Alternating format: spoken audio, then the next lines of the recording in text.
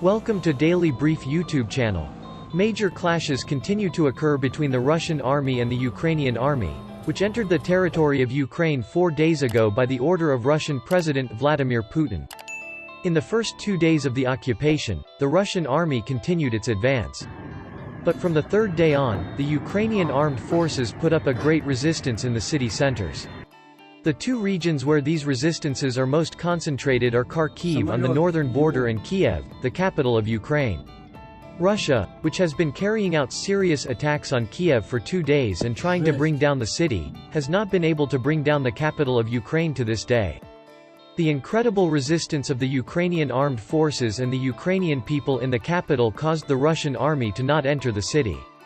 Today, Russian President Vladimir Putin raised the level of alarm to the next level by ordering the preparation of nuclear-armed troops in the Ukraine crisis in a shocking statement. A few hours after this move became number one on the world's agenda, Russia offered to meet with Ukraine unconditionally at the Belarusian border. Looking at these two moves, it is easy to guess that Russia suffered a serious loss in the war. Some Ukrainian officials describe Ukraine's unconditional agreement to negotiate as a partial victory. In addition, Ukrainian officials stated that they would not surrender even if Russia used nuclear weapons. These kinds of resistance rhetoric increase sympathy towards Ukraine even more in the world. Now we can say that there is much more support behind the Ukrainian army. While millions of people from different parts of the world donate to the Ukrainian army, they also support psychological superiority with the messages they send on social media. But Ukraine's achievements are not limited to psychological superiority. Russian equipment losses shared by the Ukrainian Ministry of Defense underscore the durable Ukrainian resilience. The Russian army has suffered huge losses. Putin certainly did not expect the Russian army to suffer such huge losses against Ukraine. In Kharkiv, the second largest city of Ukraine, where the most intense conflicts took place, the governor of Kharkiv announced that the Russian troops trying to enter the city were repulsed and a great victory was won. One of the most flashy developments of the day was the Bayraktar TB2 unmanned aerial vehicles that Ukraine bought from Turkey, which proved to be Ukraine's most effective and special weapon against Russian troops. Bayraktar TB2 attack drones have become one of the most powerful means of attack and defense in Kharkiv and many other cities as a result of successful raids on Russian troops. It was stated that Bayraktar TB2 drones, with the support of the Ukrainian people, played the biggest role in the destruction and repulsing of Russian troops in the city of Kharkiv. Bayraktar TB2 drones, the resistance of the Ukrainian army and people in Kharkiv won the sympathy of the whole world. Bayraktar TB2 unmanned aerial vehicles are a versatile attack vehicle that has proven itself in 3 continents, especially against Russian military equipment, such as the destruction of S-300s. Today, it has been stated by the Ukrainian defense authorities that the Ukrainian army inventory is one of the most important and effective weapons in addition to the Javelin and NLAW anti-tank missiles in the Kharkiv defense and has been proven many times by the verified images. This defense and Bayraktar TB2s could become a new real Ukrainian legend and is something that the Ukrainian people most need and want to hope for right now. According to data released by the Office of the President of Ukraine, Russia has lost 14 aircraft, 8 helicopters, 102 tanks, 536 BBMs, 15 heavy machine guns and 1 Buk missile since February 24. It is also claimed that 3,500 Russian soldiers lost their lives or were taken prisoner. However, the Russian Defense Ministry has not confirmed the loss of any of the Russian soldiers and has not acknowledged so far, only publishing the Ukrainian casualties. On the other hand, Ukrainian military sources both admit their own losses and claim the loss of about 450 Russian soldiers. A 5 kilometers long Russian armored convoy was seen approaching Kiev from the northwest today. It is thought that air support will also be provided to the capital, where a very serious dispatch of soldiers is made. In the statement made by Josep Borrell today, the announcement that the European Union will supply fighter jets to Ukraine was another news that fell like a bomb on the agenda. The clashes in Kharkiv currently contain the hottest news of the region. The blow that Russia took in Kharkiv has given hope to all of Ukraine. In Kharkiv, Ukraine's second-largest city, clashes broke out in the streets after Russian forces entered the city. Meanwhile, the commander of the Ukrainian forces in Kharkiv Governor Oleg Senegabov, claimed that dozens of Russian soldiers surrendered due to ongoing fighting in the city, about 20 miles from the Russian border.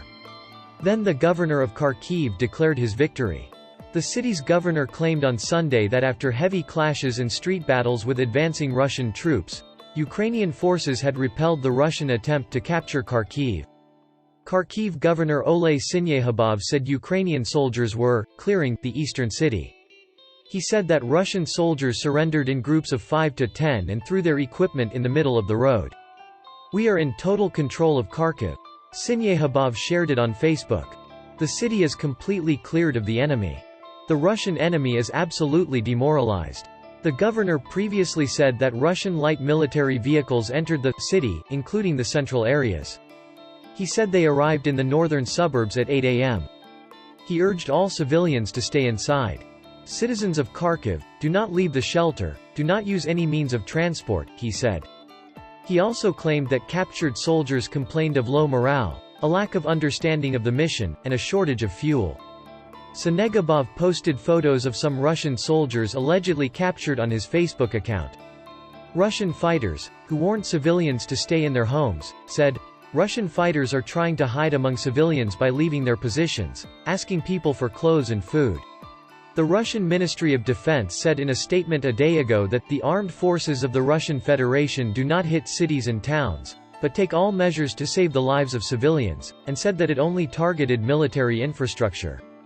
But Zelensky said on Sunday, they lied when they said they would not target the civilian population. Since the first hours of the occupation, Russian troops have been hitting civilian infrastructure. Clashes have also intensified in the capital Kiev and the southern city of Kherson in recent days.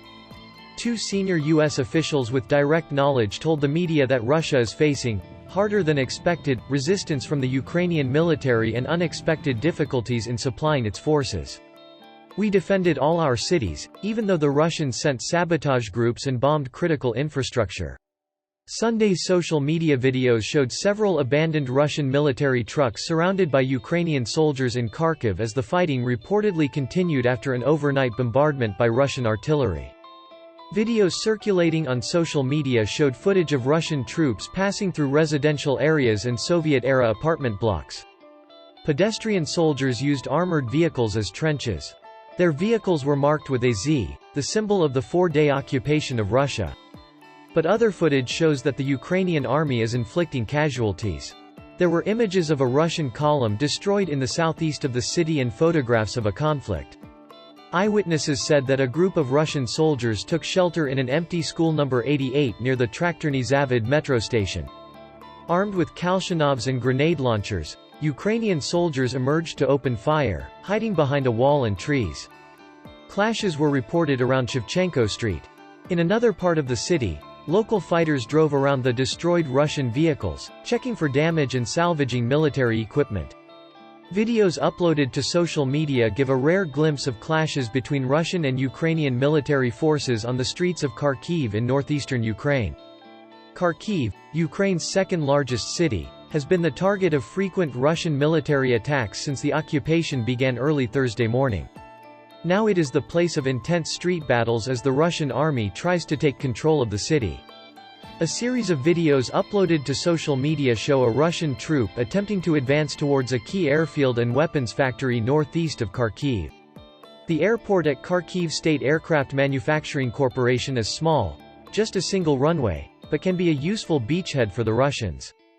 The CNN news agency has located and confirmed the authenticity of the videos. The first video, taken by a resident, shows Russian troops, surrounded by military vehicles, crawling along a road that ends near the airport. The Russian attempt to capture Kharkiv came one night after intense shelling. At least one high-rise apartment block was hit. Anton Gerashenko, advisor to Ukraine's interior minister, broadcast videos of the war on his Telegram channel, saying that the Russian army had overstepped its bounds. Kharkiv will become a Ukrainian Stalingrad for the Russians, he wrote. Ukrainian President Volodymyr Zelensky described last night as brutal in an address posted online. Another shooting, again shelling of residential areas and civilian infrastructure, he said. There is not a single thing in the country today that the occupiers do not see as an acceptable target. They fight against everyone. They are fighting against all living things, against kindergartens, residential buildings and even ambulances. He said Russian forces had fired rockets and missiles at entire areas of the city where there was and never was a military infrastructure. Vasilkiv, Kyiv, Chernigiv, Sumy, Kharkiv and many other towns in Ukraine live in conditions that were last experienced on our land during the Second World War.